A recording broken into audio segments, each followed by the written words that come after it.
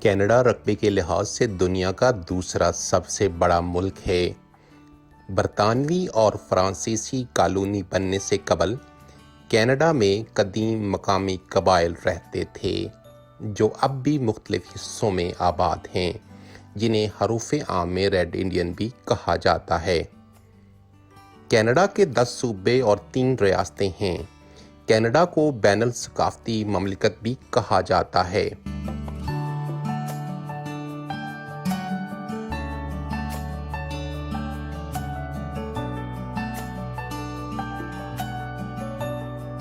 دنیا کے مختلف حصوں سے ہجرت کر کے کینیڈا آ کر آباد ہونے والے اپنے ساتھ اپنا کلچر اور اپنی زبان بھی ساتھ لے آئے۔ اس لحاظ سے پنجابی بہت خوش قسمت رہے کہ پنجابی کینیڈا کی 5ویں بڑی زبان ہے۔ تاریخ بتاتی ہے کہ 1897 میں پہلا پنجابی کینیڈا کے صوبہ برٹش کولمبیا میں آ کر آباد ہوا اور 1906 تک یہ آبادی تقریباً 1500 تک پہنچ گئی۔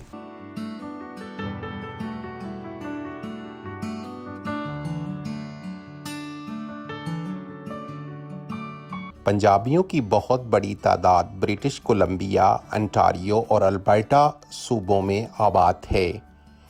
یہ پنجابی مشرقی اور مغربی پنجاب سے ہجرت کر کے کینیڈا آ کر آباد ہوئے۔ کینیڈا کے مغربی صوبوں کے اسکولوں میں پنجابی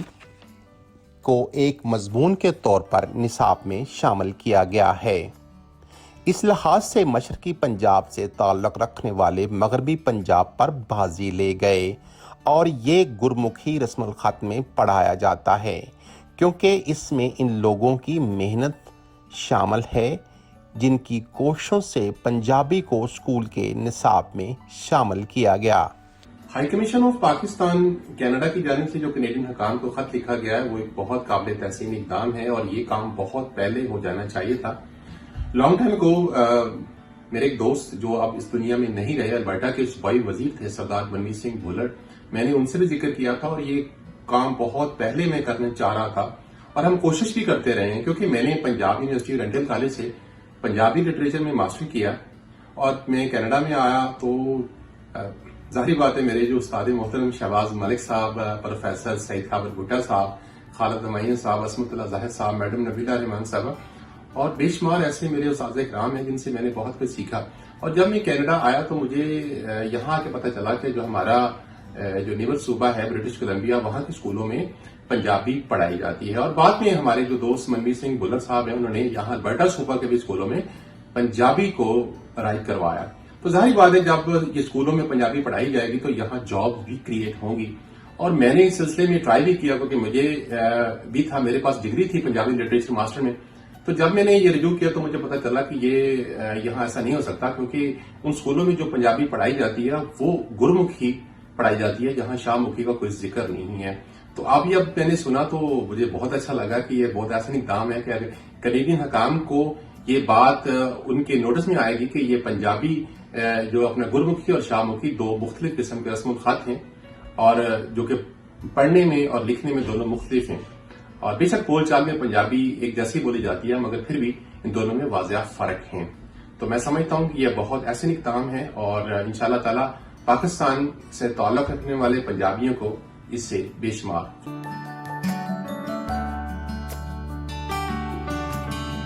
پنجابی کو اسکول کے نصاب میں شامل کرنا ایک بہت خوش آئند کام تھا، مگر اس کو صرف اور صرف مشرقی پنجاب سے تعلق رکھنے والوں کو ہی فائدہ حاصل ہوا، مغربی پنجاب والے اس سے کوئی فائدہ نہ اٹھا سکے۔ اسی صورتحال کو مد نظر رکھتے ہوئے 2021 میں high commission of Pakistan Canada کی طرف سے کینیڈین حکام کو ایک خط لکھا گیا کہ شاہ مکھی رسم الخط کو بھی کینیڈا کا حصہ بنایا جائے، کیونکہ کینیڈا میں بہت بڑی پنجابیوں کی تعداد آباد ہے جو گرمکھی نہیں شاہمکھی ہی لکھنا پڑھنا جانتی ہے۔ پاکستانی پنجابی کمیونٹی کی بہت بڑی تعداد کا پرزور مطالبہ تھا کہ ہمیں بھی اس میں اپنی پہچان دی جائے اور ہماری مادری زبان کے خانے میں پنجابی شاہمکھی لکھا جائے۔ کمیونٹی کی سرکردہ شخصیات نے اس احسن اقدام پر ہائی کمیشن آف پاکستان کا شکریہ ادا کیا۔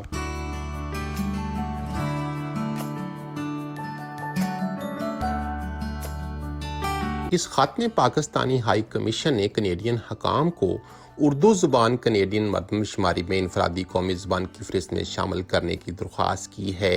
تاکہ کینیڈا میں آباد پاکستانی کینیڈین شہریوں کے قیمتی ثقافتی ورثہ کی پہچان اور ترویج ہو سکے۔ خط میں کینیڈین حکام کو یہ باور کرایا گیا ہے کہ اردو پاکستان کی قومی زبان ہے اور پاکستان کے ثقافتی قومی منظرنامے میں رابطے اور ہم آہنگی کے مضبوط ذریعہ کے طور پر اپنا بھرپور کردار ادا کر رہی ہے۔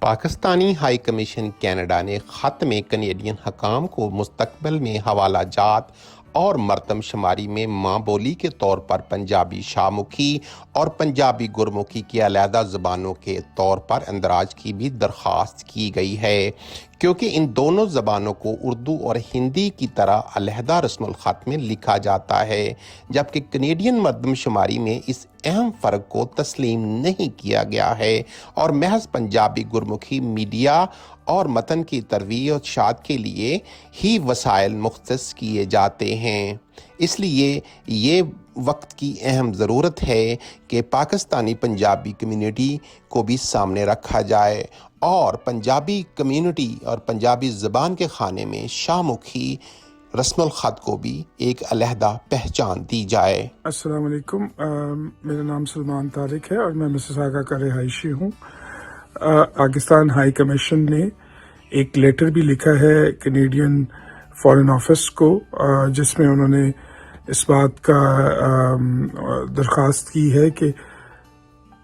اس سینسس میں مدر ٹنگ کے طور پہ پنجابی زبان کے لیے شاہمکھی کا جو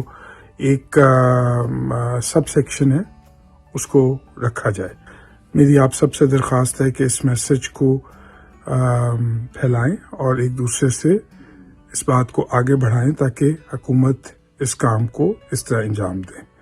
کینیڈا کی حکومت، شکریہ بہت بہت۔ میں ڈاکٹر نصیر احمد وڈایت، چیئرپرسن ایسوسی ایشن آف پاکستانی کینیڈین کے بہاف پر اس طرح اپیل کرتا ہوں جس طرح کہ ہمارے ہائی کمشنر صاحب جناب بشیر رضا صاحب نے گورنمنٹ آف کینیڈا کو درخواست دی ہے کہ آئندہ 2021 کی کینیڈین رائے شماری میں اردو زبان کو لسٹ میں شامل کیا جائے۔ ہمیں سبھی زبانوں کا احترام ہے، لیکن کینیڈا کی مردم شماری میں جب مادری زبان کے حوالے سے پوچھا جاتا ہے تو معاملہ اتنا سادہ نہیں رہتا۔ پاکستان میں جو پنجابی لکھی جاتی ہے اس کا رسم الخط اردو ہے، اسے شاہمکھی کہتے ہیں، لیکن یہاں پہ جب ہم مادری زبان